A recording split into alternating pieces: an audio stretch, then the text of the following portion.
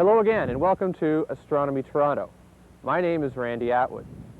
Astronomy Toronto is on location today in Richmond Hill, north of Toronto, on the site of the David Dunlap Observatory. Behind me you see Canada's largest telescope, the 74-inch telescope, which is now celebrating its 50th anniversary.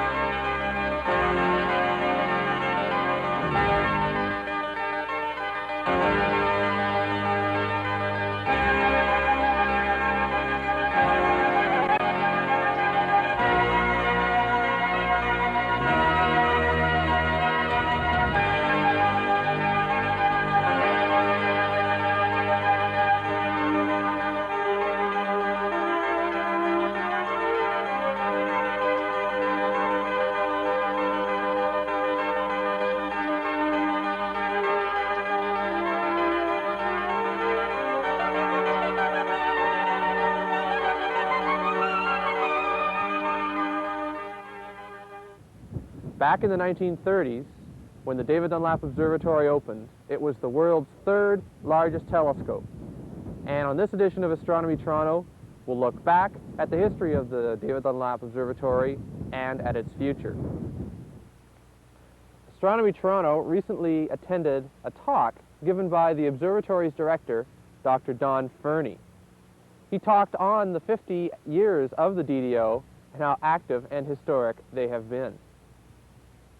Now, this being the 50th anniversary means, of course, that the observatory was opened in 1935, but in fact it found its origins many decades before that, since it was the long-term dream and ambition of one man, Clarence Augustus Chant, whom we see here portrayed in later life. He was very much the local boy. He was born just a few miles away from Richmond Hill in 1865, grew up in the area, and eventually graduated from the University of Toronto in its program in mathematics and physics. By 1908, we find Chant already writing that what this university needed was a major observatory, a major astronomical observatory.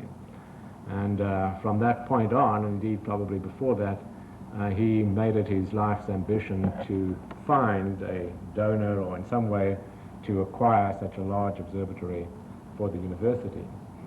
He did this in the traditional way of giving many public talks, writing magazine articles. There were many editorials appeared in Toronto's newspapers which actually were written by Chant advocating a large observatory.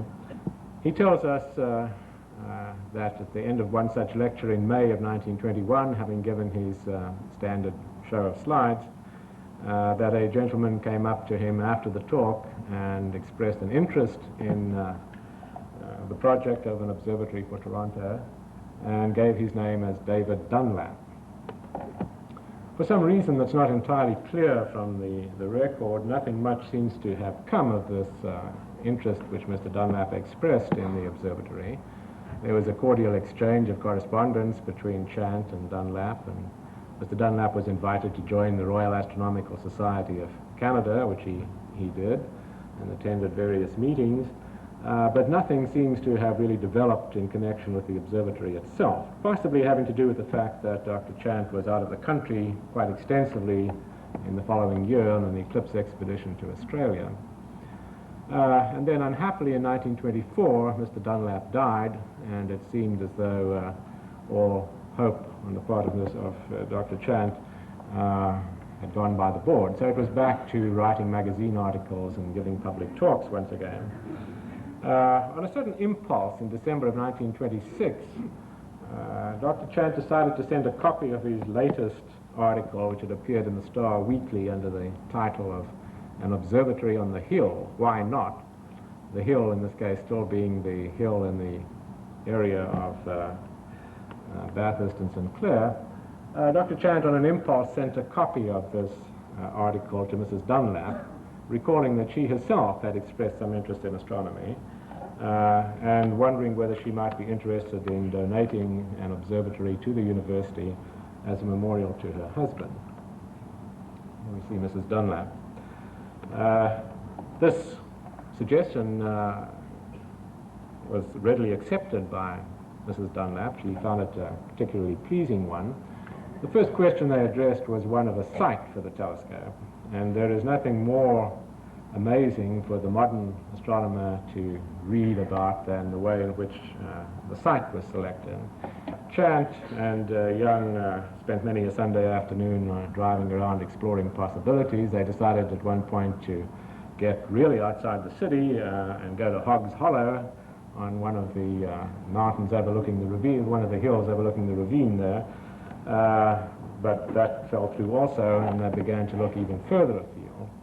And so it was on one such drive that Chant found himself in the northern part in the general vicinity of Richmond Hill, and his eye fell on a neighboring hill just outside the village, which he thought might be appropriate. And I can quote you his own words as to what followed. I told Mrs. Dunlap of having picked out a hill near Richmond Hill, and she suggested that we drive up to see it. She called her chauffeur, and she, Mrs. Mather, a visiting friend from Winnipeg, and I drove up to the farm. Turning to the right off Young Street, we went the half-mile up the lane, and at the old barn, Mrs. Dunlap and I got through a rickety wire gate and walked up to the top of the hill. She was delighted with the outlook in every direction and said, "This is the place." And so the site for the second largest telescope in the world was chosen.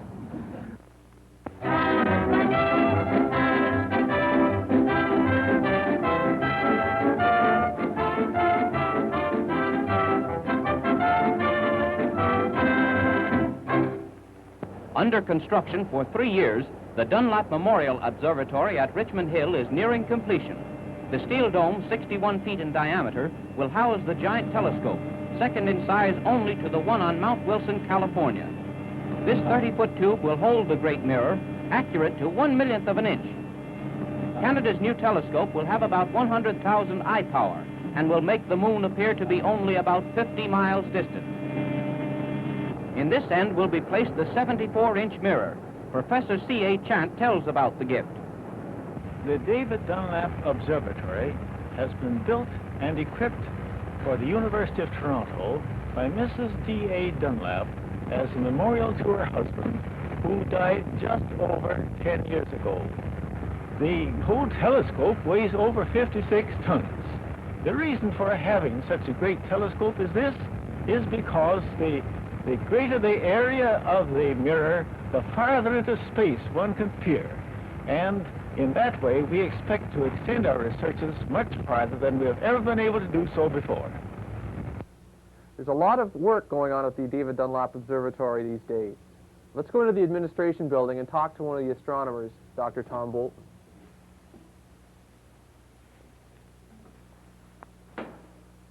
Been here for 15 years. I came originally as a postdoctoral fellow, and by dint of making myself indispensable, managed to work my way up to full professor, which makes it hard to get rid of me. What does an astronomer do, apart from, I think everyone might have an idea that he just looks through a telescope. There's a lot more to it, isn't there? Well, in fact, looking through a telescope is probably, usually isn't done, in fact. It's, I think that is a major misconception by the general public. Telescope for a professional astronomer is basically a big camera. You look through it just enough to make sure you're pointed at the right object, and then you use the telescope to collect the light and focus it into an instrument that is used to analyze the light in some way or another. So the astronomer very rarely looks through a telescope, particularly in modern days now, where we often use television cameras as the guiding instruments through the telescope. It's quite common that one doesn't look through a telescope at all. And I've even had experience observing where I've observed for several nights in a row and never even seen the telescope. Well, astronomers these days have to be specialists in a certain area. What's your speciality? Well, I'm not sure I completely agree that we have to be specialists.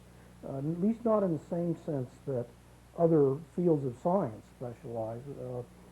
We often specialize by technique, and I'm a stellar spectroscopist, meaning I study spectra of stars primarily, but I have other interests as well, including solar system astronomy. But within the stellar spectroscopy area, I have done a very wide variety of different kinds of research, as has many of my colleagues that are specialized in that area or other areas. My research has evolved away from that now, but as you know, I was involved in the early days here, my early career here at the observatory was involved with research on binary stars, and I was involved in making the optical observations that led to the identification of Cygnus X1 as being the first and good candidate for a black hole in our galaxy. In fact, it's still the only good candidate in our galaxy. There have been a couple of others found in the Large Magellanic Cloud. So who would use the telescope here? Telescope here is used by the faculty in the Department of Astronomy. Not all of the faculty, only about a third, say 7 or 8 faculty are optical astronomers that would use this kind of telescope. The others are radio astronomers and theoreticians, or optical astronomers of a sort that need a different kind of telescope. There are typically a third to a half of our graduate students, meaning 8 to a dozen graduate students would use it during their graduate career. And then there are research associates and research assistants working for the faculty that do some of the observing as well. So what other projects are being done using, say, the telescope here in Richmond Hill? Well, there are several projects that are being carried out. The kind of work I described is, in fact, there are several people on the faculty that are interested in that kind of work and are carrying it on either independently or in groups collaborating. One of the important programs that's carried on here is the photometric observations that our director, Fernie, does of various kinds of variable stars. Now, photometric is just studying the brightness. Use a photoelectric cell to measure the brightness of stars as a function of time, as a function of wavelength, and so on, to get colors and also to get, he's looking particularly at variable stars, pulsating stars. There's a class of these called Cepheid variables, which whose intrinsic brightness, luminosity, is directly related to the period of pulsation. And they're extremely luminous stars, so they can be seen in external galaxies at very great distances. And these are the kind of the fundamental calibrators of the distance scale in the universe. We're not able to study them in distant galaxies with the instruments that we have here, but the studies that we do of them, and Dr. Fernie in particular, does of them here, of nearby Cepheids, form a body of data which allows us to get better calibration of the properties of these stars, hence a better knowledge of the distance scale of the universe.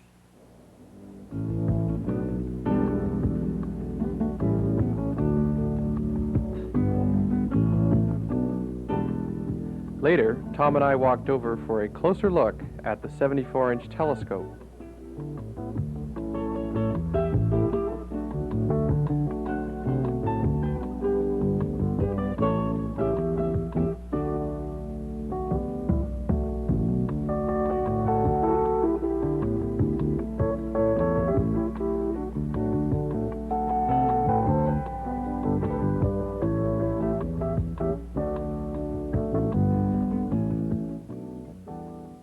Well, I've joined Tom in the dome of the 74-inch telescope.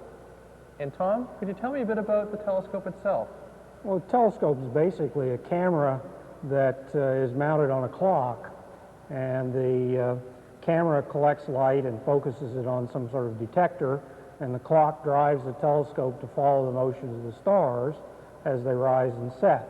Now, what we have here is a reflecting telescope, which means that the light comes down the tube to a primary mirror, which in this case is 74 inches in diameter. It's about a foot thick, weighs a couple of tons, mounted in a mechanical mechanism which weighs about 40 tons. And the whole thing is driven to follow the stars. When the light strikes this primary mirror, it's reflected back up the tube towards the focus, and there it intercepts a small secondary mirror which reflects it back down the tube again, still bringing it towards the focus, and the light passes through a small hole in the center of the primary mirror and comes to a focus then at the entrance aperture to the instrument, which in our case is usually a spectrograph, which is just a device for spreading the light out into a spectrum and then recording it in some way. Now you say there's some sort of clock mechanism to drive this. It must be, the whole telescope must be balanced quite well if it's in excess of 40 tons. Yes. In the summertime, when the lubricants aren't stiff, I can move it with one hand. In fact, I can move it with one finger. In the winter, when the lubricants are stiff, it takes two hands, but you can actually move it by hand.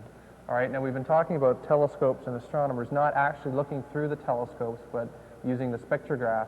And we have a very large spectrograph on the end of this telescope. How exactly does a spectrograph work? Well, in the case of the spectrographs that we use, there is something called a diffraction grating, which is just a piece of glass with a lot of very fine lines ruled on it. And when the light strikes that, it gets spread out into a spectrum rather similar to the way light gets spread out into a spectrum when it passes through a screen. If you've ever looked at a car light through a window screen, much the same effect.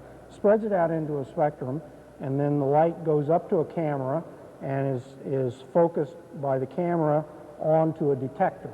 Now, in our case, usually the detector is a photographic plate, but we're in the process of building and testing some new electronic detectors where the light is actually recorded, produces an electrical signal, which is recorded by a computer and then processed later through various kinds of programs to produce the spectrum that we want to see.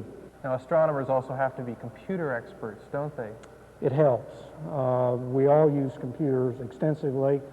Many of us have our own personal computers for doing analysis of data. We use large computers for recording the data and storing it, manipulating it in various ways to extract the information that we want from the spectrum.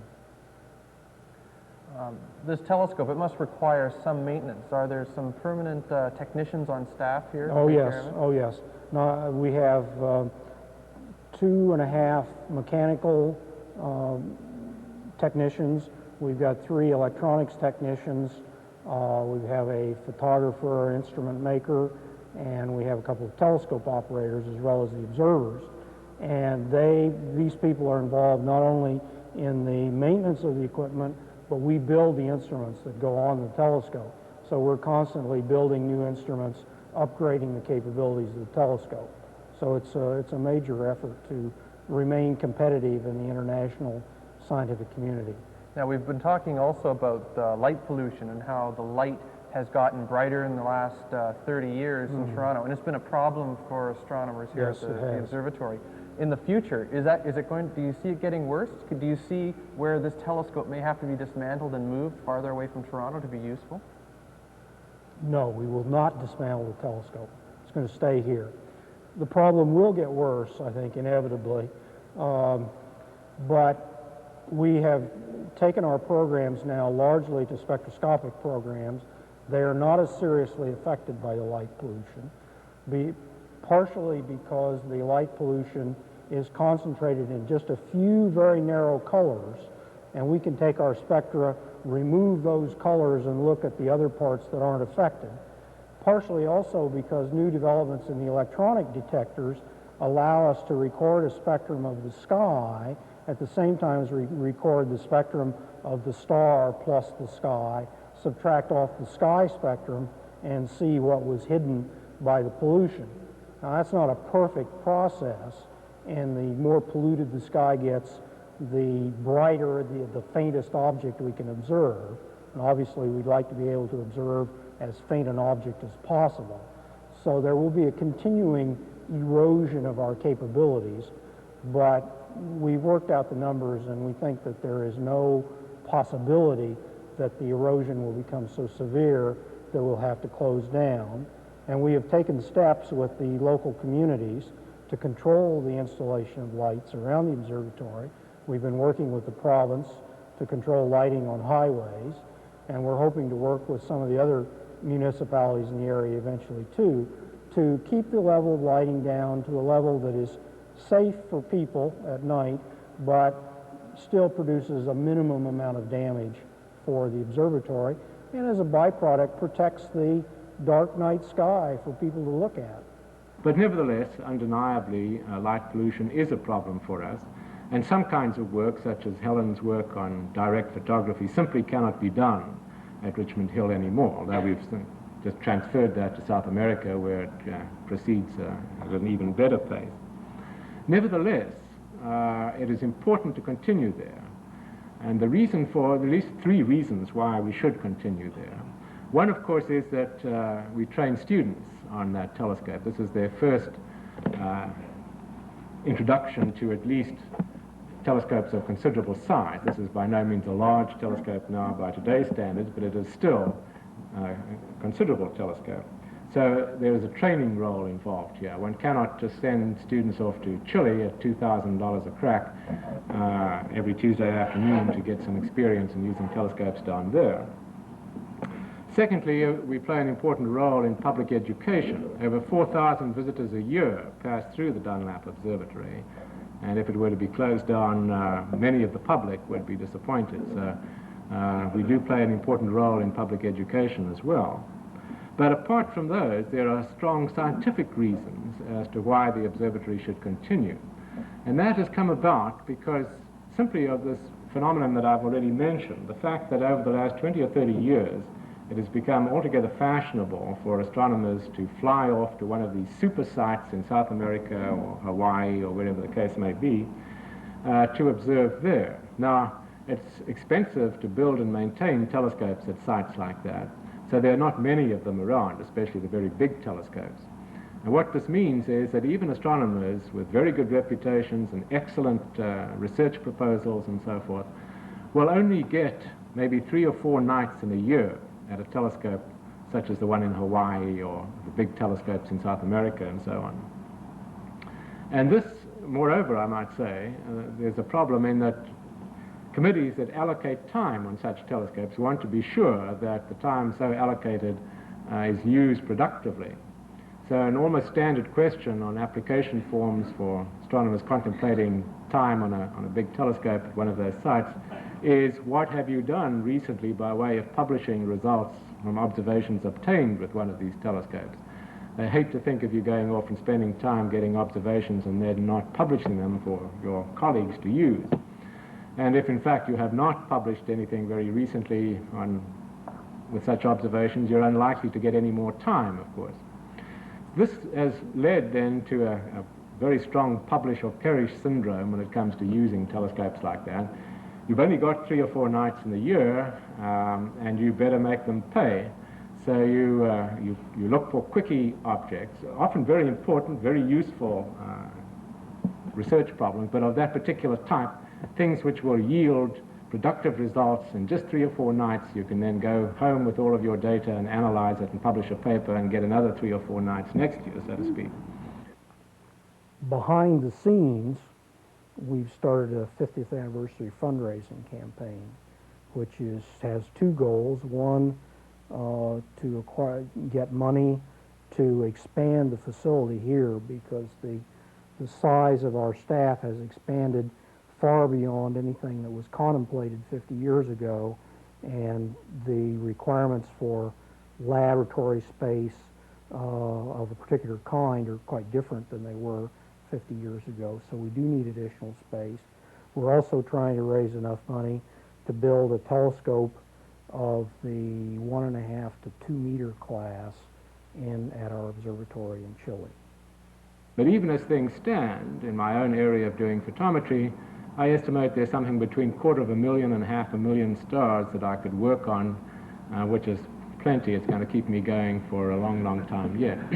So there's still a great deal to be done, even if it is of a particular sort of work to be done.